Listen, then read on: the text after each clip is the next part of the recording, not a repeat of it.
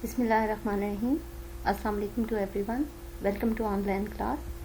Today we are having our third lecture on entrepreneurship. In previous lectures we have covered entrepreneurship, concepts of entrepreneurship, different definitions of entrepreneurship, entrepreneur, definition of entrepreneur, concept of entrepreneur, different traits of entrepreneur, different functions of entrepreneur, entrepreneur process, and comparison of entrepreneur with entrepreneurship, intrapreneurship and entrepreneurship, comparison of manager and entrepreneur, different school of thoughts about entrepreneurship, the classical view, the new classical view, and the modern view of entrepreneurship. In today's lecture we will cover these topics: entrepreneurial decision process, entrepreneurial decision making, factors involved in entrepreneurial decision making, and significance of entrepreneurship in economic development. This chart shows the entrepreneurial decision process. If first of all, before starting anything new, anything creative business, first of all you have to decide that you want to become an entrepreneur. आप entrepreneur बनना चाहते हो, आप businessman बनना चाहते हो, then once you decided that you want to become an entrepreneur, the next thing is that you identify and evaluate the opportunities according to your creative ideas. जो आपने माइंड में जो थिंकिंग है, जो आपके माइंड में आइडिया है about the product और सर्विस, जो आप being an entrepreneur, being a businessman आप लॉन्च करना चाह रहे हो, तो वो उसके अकॉर्डिंगली आपने उस अपॉर्चुनिटीज़ आइडेंटिफाई करनी है, आपने वो मार्केट आइडेंटिफाई करनी है, आपने वहाँ पे उसकी इवैल्यूएशन करनी है और देखना है कि आपकी प्रोडक्ट या सर्विस की कितनी रिक्वायरमेंट है वहाँ पर. वंस आप ये स्टेप आप कर लो तो then you will establish the vision, कि आप ये एक विजन सेट करोगे, एक डायरेक्शन सेट करोगे कि आपका बिजनेस आप क्या करना चाह रहे हो, इसमें आपके क्या ऑब्जेक्टिव्स होंगे इस बिजनेस के थ्रू. सो आपने उसको सेट करना है. उसके बाद आपने जो आपसे रिलेटेड जितने हैं स्टेक होल्डर्स, आपने उनको कन्विंस करना है for your business venture, so that वो कन्विंस हो जाएं तो आपको एक स्ट्रेंथ मिल जाएगी, आपको एक सपोर्ट मिल जाएगी. उसके बाद आपने अपनी जो आपका आइडिया है उसको मटेरियलाइज करने के लिए अपने एक फिजिबिलिटी प्रिपेयर करनी है. आपने ये देखना है कि उसकी कितनी फिजिबिलिटी है, आपके आइडिया की कितनी फिजिबिलिटी है of conversion into a concrete form में, प्रोडक्ट या सर्विसेज फॉर्म में, उसकी कितनी फिजिबिलिटी है, उस आपका उस बिजनेस की कितनी फिजिबिलिटी है. आपने एक फिजिबिलिटी प्लान तैयार करना है.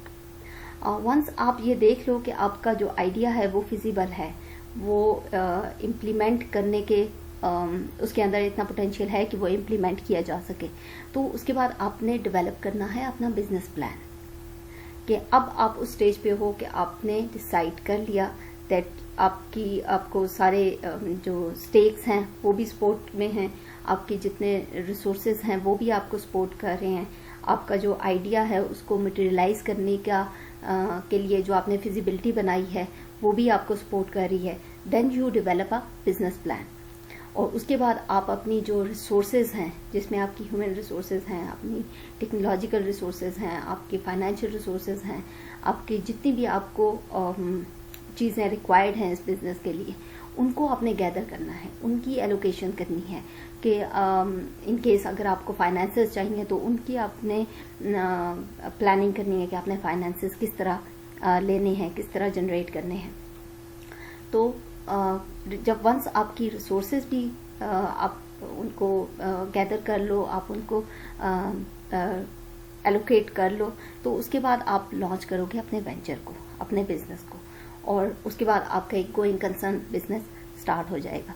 और फिर उसको आपने टाइम टू टाइम आपने उसके अंदर जो भी आपको चेंजेस रिक्वायर्ड होंगी, you need to do those changes, आपने उसको चेंजेस को अडेप्ट करना है, जो न्यूनेस, जो टेक्नोलॉजिकल चेंजेस, जो एडवांसमेंट आएंगी आपने उसको अडॉप्ट करना है और अपने सेटअप को रन करते रहना है और अपनी प्रोडक्ट के अंदर इनोवेशंस लेके आते रहना है, अपनी सर्विसेज को इम्प्रूव करते रहना है, अपनी प्रोडक्ट के अंदर एनहांसमेंट और यूनिकनेस का फीचर, जो आपका आइडिया था, जो आपका प्लान था, जो आपका you want to excel in the market, के जिस ऑब्जेक्टिव के पीछे आप इस बिजनेस के अंदर आए हो, तो आपने उसको उसकी अचीवमेंट की तरफ चलते जाना है. So that's how your entrepreneurial decision process starts from decision to become an entrepreneur, and it never ends. It's going on decision process. So but एक जो सेटअप रेडी हो जाता है और आपका बिजनेस जो है वो चलना स्टार्ट हो जाता है, रनिंग पोजीशन में आ जाता है. So that's how it kept on going, और फिर वो चलता रहता है.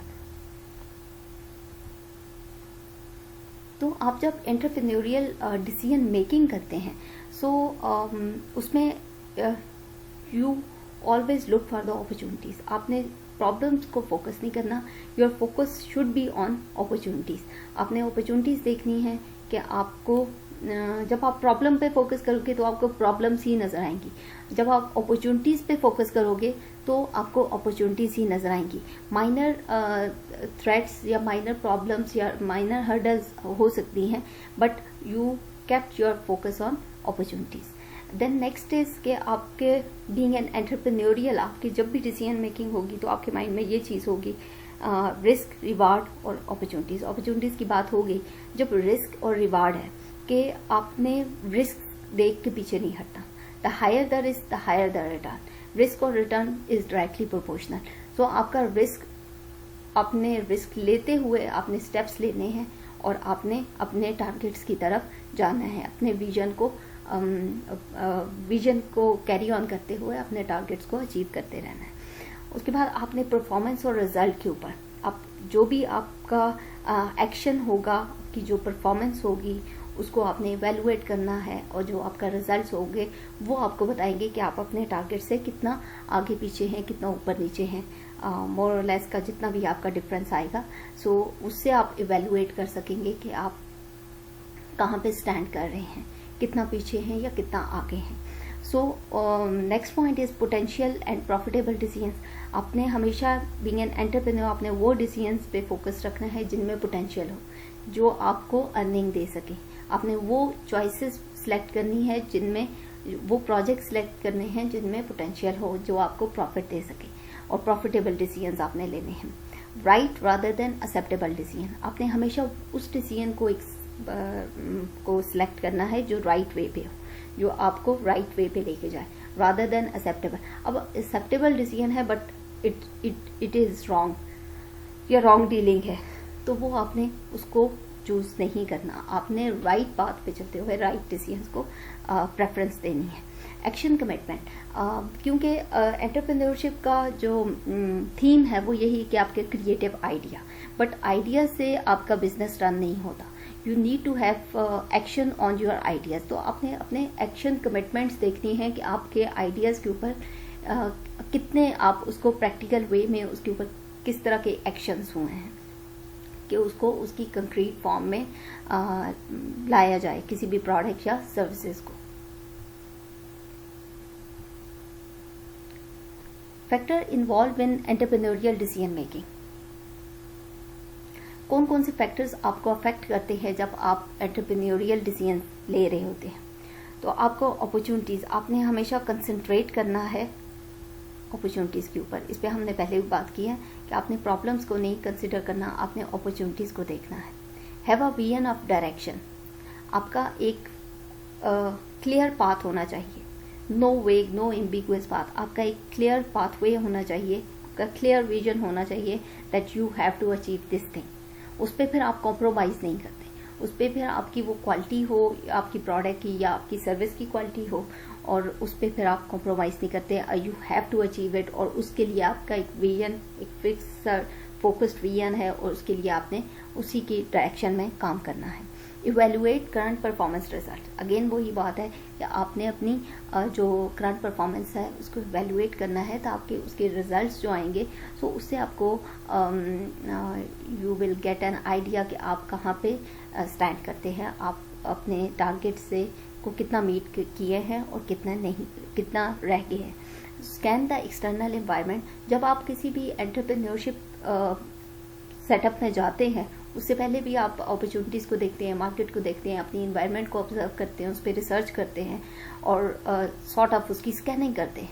जब आप एंटरप्रेन्योरशिप एक गोइंग कंसर्न रन कर रहे हैं और उसके बाद भी इट्स एन ऑनगोइंग प्रोसेस कि आपने अपनी मार्केट को स्कैन करते रहना है, आपने अपनी एक्सटर्नल एनवायरनमेंट को देखते रहना है, आपने अपने कंपेटिटर्स को देखना है, आपने अपने स्टेक होल्डर्स को देखना है, सप्लायर्स को देखना है, आपने अपने customers, clients, consumers, whatever name you can give them as per depending on कि प्रोडक्ट क्या प्रोडक्ट है या सर्विस है, तो आपने उनको स्कैन करना है। तो आपने देखते रहना है कि क्या आपकी जो इन्वायरमेंटल फोर्सेस हैं वो किस तरह आपको इम्पैक्ट कर रही हैं, आपने उनको वो आपके लिए बेनिफिशियल हैं या नहीं, आपके लिए अपॉर्चुनिटी क्रिएट करती हैं या नहीं करती, आपके लिए आपकी इन्वायरमेंट में क्या ऐसे फैक्टर्स हैं जो आपकी स्ट्रेंथ बन सकते हैं, आपकी इन्वायरमेंट में क्या ऐसे फैक्टर्स हैं जो आपकी अपॉर्चुनिटी आपके लिए क्रिएट कर सकते हैं। तो you kept on your eyes open और आपने देखते रहना है कि आपकी इन्वायरमेंट के अंदर कौन कौन से फैक्टर्स हैं जो आपको नेगेटिव या पॉजिटिव वे में अफेक्ट कर रहे हैं। उसके बाद आपने स्कैन द इंटरनल एनवायरनमेंट। आपने अपनी विद इन द ऑर्गेनाइजेशन भी अपने एम्प्लॉयज़ देखने हैं, आपके ह्यूमन रिसोर्सेज हैं, वही आपका एसेट हैं, क्योंकि वो आपकी आप जितना उन पे इन्वेस्ट करेंगे, आप जितना उनको सेटिस्फाइड रखेंगे, आपकी प्रोडक्ट की क्वालिटी उतनी अच्छी होगी, आपकी सर्विस की क्वालिटी उतनी अच्छी होगी। We call them in marketing we call them internal customers, कि आपने जितना अपने एक्सटर्नल कस्टमर्स को हैप्पी या डिलाइटफुल रखने की कोशिश करती हैं कोई भी ऑर्गेनाइजेशन, उतना अपने इंटरनल कस्टमर्स को भी, जितना एम्प्लॉयज़ हैप्पी होंगे, जितना वो सेटिस्फाइड होंगे, तो उतना वो बेटर टास्क परफॉर्म कर सकेंगे, उनकी परफॉर्मेंस अच्छी होगी और आपकी ultimate quality of the product या सर्विसेज अच्छी होंगी। Pin point the problematic area. आप जब भी किसी प्रोजेक्ट को सिलेक्ट करें तो आप ये देखें कि उसके अंदर कितने प्रॉब्लम्स क्या हैं। जो भी प्रॉब्लमेटिक एरिया है उसको आप इग्नोर नहीं कर सकते। आपसे समटाइम कोई मिस्टेक हो जाती है, यू कांट इग्नोर देम। आप जो प्रॉब्लम है उसका सलूशन करें, उसको सॉल्व करने की कोशिश करें। और बीइंग एन एंटरप्रेन्योर, अच्छा एंटरप्रेन्योर वही है जो अपनी थ्रेट्स को, अपनी प्रॉब्लम्स को अपनी अपॉर्चुनिटीज़ में कन्वर्ट कर देता है बाय यूजिंग देयर स्किल्स और अपनी जो यूनिक क्वालिटीज़ या ट्रेड्स जो है एंटरप्रेन्योर में होते हैं, सो उनके थ्रू वो अपनी प्रॉब्लम्स को रिजॉल्व करता है, अपनी प्रॉब्लम्स को अपनी अपॉर्चुनिटीज़ में कन्वर्ट करता है। Generate, evaluate and select the best alternative strategies. जब आप कोई स्ट्रेटेजिक लेवल पे डिसीजंस लेते हैं, you make the alternative different decisions लेते हैं, that if this decision fails then second पे आप रखते हैं, फिर थर्ड पे रखते हैं, तो उनमें से फिर आपने बेस्ट वन को इम्प्लीमेंट करना होता है।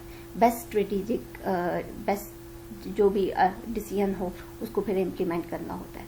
तो जब आप एक कोई डिसीजन इम्प्लीमेंट कर लें, फिर आपने उसकी इवैल्यूएशन करनी है, उस डिसीजन को देखना है कि वेदर वो जिस सोच के साथ या जिस माइंडसेट के साथ उसको सिलेक्ट किया गया था, फिर इम्प्लीमेंट किया गया था, तो वो अपना उस टारगेट को उस डिसीजन ने मीट किया है या नहीं किया। सो उसकी इवैल्यूएशन मस्ट है। और वंस अगर आपसे कोई मिस्टेक हो जाती है इन डिसीजन या सिलेक्शन में, या आपकी प्रोजेक्ट सिलेक्शन में कोई मिस्टेक हो जाती है, तो you learn from your mistake, you learn from your failures and you try to improve it in future, और आप वो मिस्टेक्स दोबारा नहीं करते। Significance of entrepreneurship in economic development. अब इकोनॉमिक डेवलपमेंट के अंदर जो है वो एंटरप्रेन्योरशिप का क्या इम्पैक्ट है।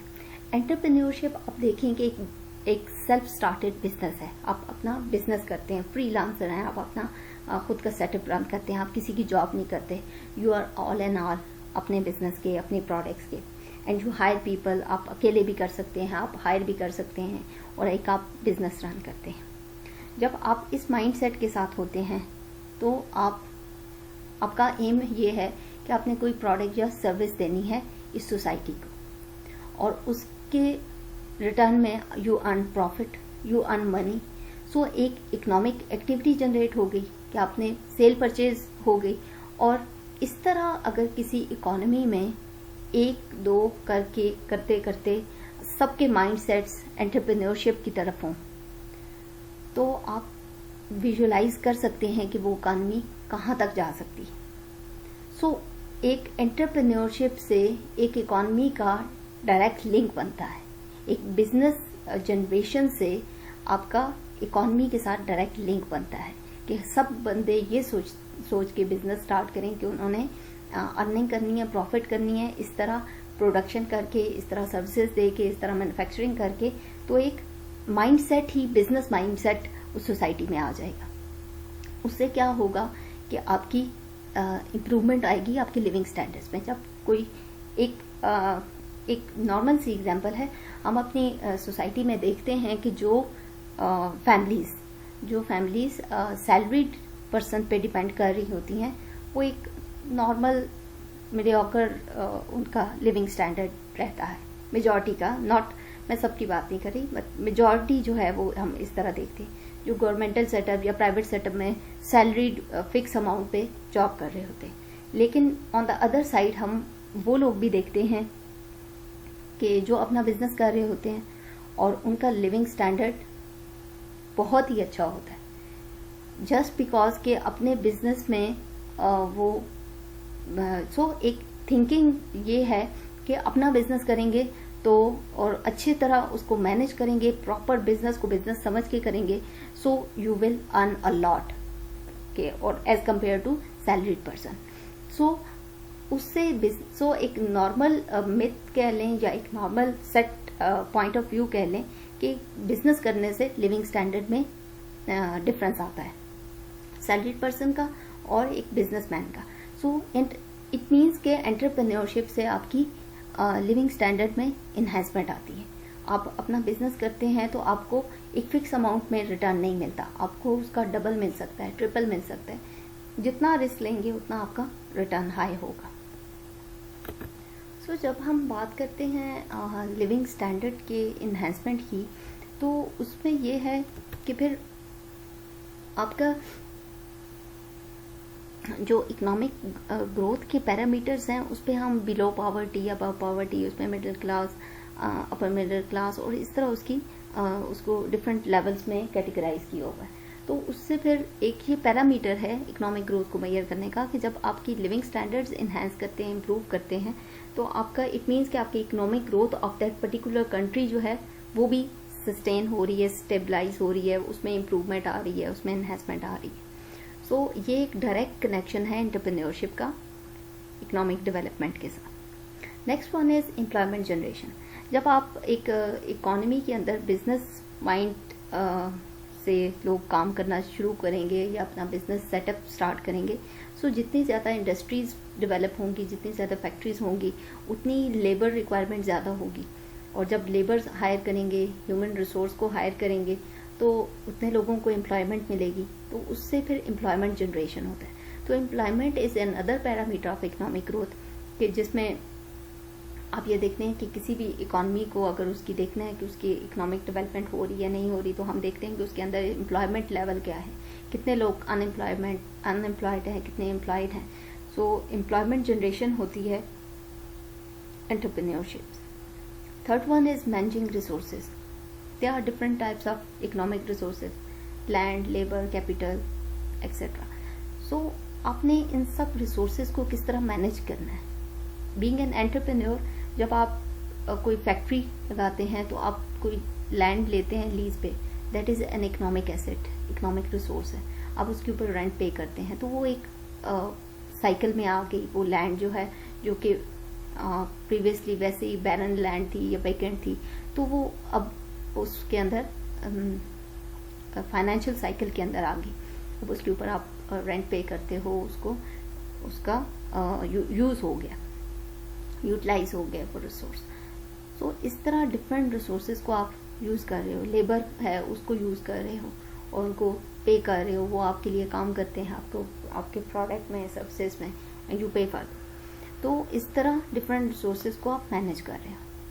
Then another point is balance regional development and economic growth. इसमें हम ये देखते हैं कि जैसे पाकिस्तान के 5 प्रोविंसेस हैं और उसमें देखते हैं कि जो सबसे आगे manufacturing production factories wise, industries wise है वो है पंजाब। और इसमें फैसलाबाद, लाहौर, सियालकोट, गुजरावाला, ये डिफरेंट फाइनेंस जो हमारे हब्स हैं, डिफरेंट ये हमारे इंडस्ट्रियल हब्स हैं। और इन्वेस्टमेंट पॉइंट ऑफ व्यू से देखें तो हमारा कराची जो है या हमारा जो सिंध का प्रोविंस है वो इन्वेस्टमेंट में आगे है, क्योंकि एक तो वहाँ पे स्टॉक एक्सचेंज वहाँ पे है, फिर हमारी पोर्ट वहाँ पे है, हमारी सारी ट्रेड वहाँ से होती है, इंटरनेशनल ट्रेड वहाँ पे होती है। सो वो इन्वेस्टमेंट पॉइंट से। अब अगर देखें हमारा बलूचिस्तान और केपी के, तो वहाँ पे इंडस्ट्रीज बहुत कम है। एक तो केपी के का जो उसकी जोग्राफिकल उसकी जो लैंडस्केप है उस पर मतलब आप इंडस्ट्रीज नहीं उस तरह लगा सकते। You need to have very plain area आपको चाहिए, जैसे कि पंजाब है और इस तरह।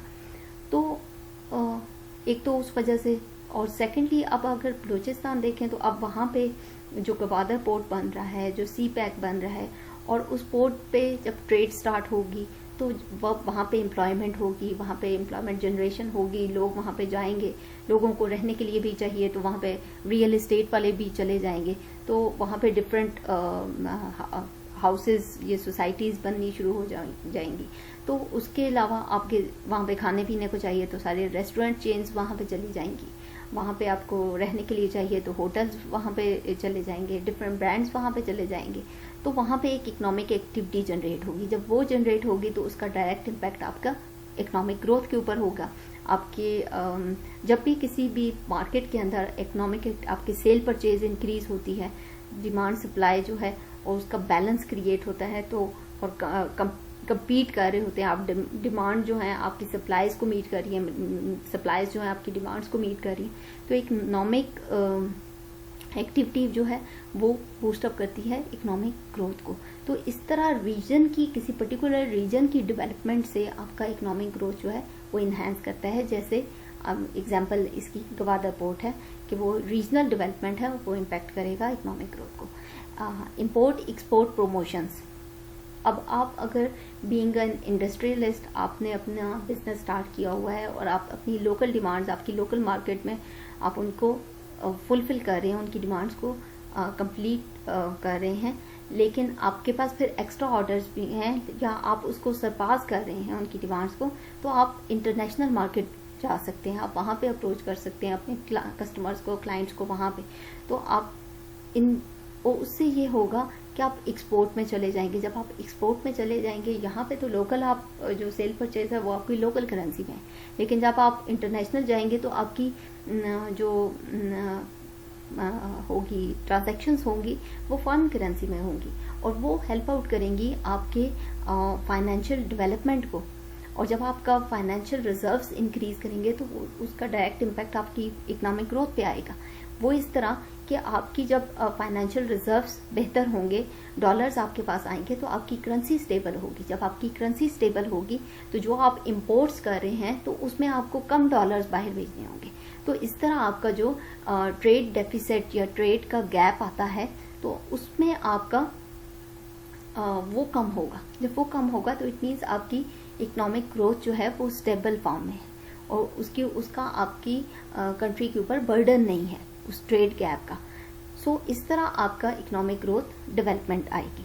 Then next point is technological advancement. जब आप कोई बिजनेस सेटअप करते हैं और being an entrepreneur you always welcome change, आप चेंज को वेलकम करते हैं। आप टेक्नोलॉजिकल एडवांसमेंट इतनी ज़्यादा हो रही हैं और इतनी स्पीडी हो रही हैं कि आपने अपने जो भी सिस्टम्स रन कर रहे हैं, कोई सॉफ्टवेयर्स रन कर रहे हैं, आपने उनको टाइम टू टाइम अपडेट करना है। आप कोई मशीन्स हैं तो वो टाइम टू टाइम आपने वो एब्सोल्यूट हो जाती हैं अगर आप विद इन टाइम के साथ ना चलें, और उस तरह फिर आपका प्रोसेसिंग स्लो हो जाती है। तो आपने खुद को, अपने बिजनेस सेटअप को टाइम टू टाइम उसको अपडेट करना है और टेक्नोलॉजिकल एडवांसमेंट को आपने अडॉप्ट करना है। उससे आपकी प्रोडक्शन बेहतर होगी, उससे आपकी प्रोडक्ट की क्वालिटी बेहतर होगी, उससे आपके जो आपकी सेल है वो बेहतर होगी। तो अल्टीमेटली जब सेल बेहतर होगी तो कंपटीशन होगा मार्केट में, जब कंपटीशन होगा तो इट्स अ हेल्दी एक्टिविटी और ये इकोनॉमिक एक्टिविटी को बूस्ट अप करेगा और इकोनॉमिक डेवलपमेंट इन्हांस होगी। Contribution to large business, sometime आपकी जो बिग इंडस्ट्री है जिसका आप एक पार्ट हैं, लाइक टेक्सटाइल इंडस्ट्री के अंदर आप काम कर रहे हैं, आपका भी एक फैक्ट्री है टेक्सटाइल की, और आपका पर्टिकुलर जो आपने कोई चेंज अडॉप्ट किया है या आप के जो आइडियाज़ हैं वो अच्छी तरह आपका मर्ज हो रहे हैं आपकी प्रोडक्ट के साथ, और आपकी जो प्रोडक्ट है उसकी क्वालिटी सरपास कर रही है बाकी कंपेटिटर्स को और उसकी क्वालिटी डिलाइट कर रही है आपके कस्टमर्स को, तो वो ओवरऑल पुश करेगी रेस्ट ऑफ द इंडस्ट्री कि वो भी उस तरह की टेक्नोलॉजी को अडॉप्ट करें, वो भी उस तरह की सिस्टम्स को, सेटअप्स को, या अगर कोई मशीन्स आपने इस तरह की इंस्टॉल की हुई है अपनी फैक्ट्री में तो वो भी उस आपको फॉलो करते हुए वो भी अडॉप्ट करें। जब इस तरह आपको देख के कोई इमिटेट करेगा और पूरी की पूरी इंडस्ट्री जो है वो उसके अंदर कंट्रीब्यूशन होगा, और जब आपका एक पूरा इंडस्ट्रियल सेटअप जो है उसके अंदर वो ग्रो करता है तो उसका डायरेक्ट इम्पैक्ट होता है आपकी ग्रोथ के ऊपर, आपकी इकॉनमी की ग्रोथ के ऊपर। प्रोवाइड इंटरनेशनल अपॉर्चुनिटीज, इसकी अभी इंपोर्ट एक्सपोर्ट में बात होगी कि आपने लोकल डिमांड्स को मीट किया तो आप इंटरनेशनल अपॉर्चुनिटीज जो है उनको अवेल करें। आप देखिए इंटरनेशनली कहाँ कहाँ मार्केट्स ऐसी हैं जिनको आप सर्विसेज प्रोवाइड कर सकते हैं, जिनको आप अपनी प्रोडक्ट्स वहाँ पे लॉन्च कर सकते हैं, और बहुत सारे पाकिस्तान के जो लोकल ब्रांड्स हैं वो इस टाइम इंटरनेशनली बहुत अच्छा जा रहे हैं, और क्लोथिंग ब्रांड्स में जैसे जे डॉट हो गया, कार्डी हो गया, इवन ये आपको जो इनकी प्रोडक्ट या ऑनलाइन ऑर्डर्स लेके और जो इनके ऑर्डर्स जो इनके पार्सल्स हैं वो इंटरनेशनली ये सेंड करते हैं, they earn a lot from them. और उसके बाद तो इस तरह आप अपनी एक इंटरनेशनल मार्केट भी बना सकते हैं इस तरह। Then the next one is social and ethical awareness. जब भी आप कोई बिजनेस सेटअप करते हैं तो आपने जस्ट उसमें अपना पर्सनल बेनिफिट या अपने बिजनेस का बेनिफिट ही नहीं देखना, आपने अपने बिजनेस का क्या इफेक्ट्स हैं आपकी आउटर एनवायरनमेंट के ऊपर, आपने उसको भी देखना है। So it develops a type of social and ethical awareness in the entrepreneur. और समटाइम जो कुछ गवर्नमेंट्स हैं या जो कुछ रेगुलेटरी बॉडीज़ हैं वो अगर आपके जो बिजनेसमैन हैं वो इस चीज़ को इग्नोर करते हैं, अपनी सोशल रिस्पॉन्सिबिलिटीज़ को या एथिकल रिस्पॉन्सिबिलिटीज़ को, तो वो इन्फोर्स कराती हैं वो रेगुलेटरी बॉडीज़। लाइक SECP जो है वो उसके बहुत स्ट्रिक्ट रेगुलेशंस हैं रिगार्डिंग द सोशल रिस्पॉन्सिबिलिटी। और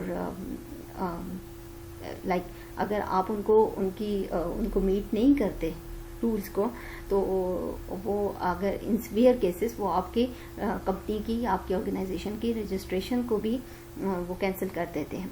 सो आपने बीइंग एन एंटरप्रेन्योर अपनी सोशल रिस्पॉन्सिबिलिटीज़ को भी देखना है, अपनी एथिकल रिस्पॉन्सिबिलिटीज़ को भी देखना है।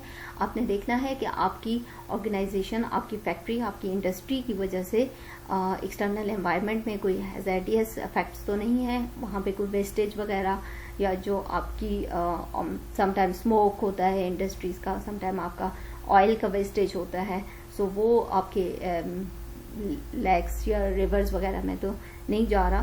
सो इस तरह की बहुत सी चीज़ें, कुछ ऑर्गेनाइजेशन जो हैं वो कोलैबोरेट करती हैं सोशल NGOs के साथ या सोशल जो ऑर्गेनाइजेशंस हैं उनके साथ कोलैबोरेट करती हैं। कुछ जो हैं वो गो ग्रीन के कॉन्सेप्ट के साथ वो प्लांटेशन करती हैं। कुछ ऑर्गेनाइजेशन जो है वो पेपरलेस इकॉनमी की बात करती हैं, पेपरलेस वर्क की बात करती हैं। तो उसमें जस्ट उनका ये एम है कि आपने जितने अब इस लाइक एनवायरनमेंट के अंदर पोल्यूशन है और जितने ये इस तरह के एलिमेंट्स हैं तो उनको किस तरह कम से कम किया जाए, तो वो एक उनकी सोशल कंट्रीब्यूशन है towards the society, towards the environment. So उसकी एक बड़ी अवेयरनेस आजकल है तमाम बिजनेस सेक्टर में, तमाम स्मॉल मीडियम लार्ज सब बिजनेसेस उसको फॉलो करते हैं। सो उसका बहुत ही एक हेल्दी इम्पैक्ट होता है इन्वायरमेंट के ऊपर। और इवन जो कुछ तो अपनी सोशल रिस्पॉन्सिबिलिटीज़ को कुछ ऑर्गेनाइजेशन, कुछ बिजनेसेस इतना हाईलाइट करते हैं just to grab the attention of their customers, और अपने कस्टमर्स को बताने के लिए that how good they are towards their environment. So वो भी उनको, वो एक कोई मार्केटिंग टैक्टिक्स भी हो सकती हैं, but actually they bother about कि उनकी वजह से उनकी इन्वायरमेंट सफ़र ना हो। That's all for today's lecture. Any questions and queries are most welcome in interactive session. Thank you.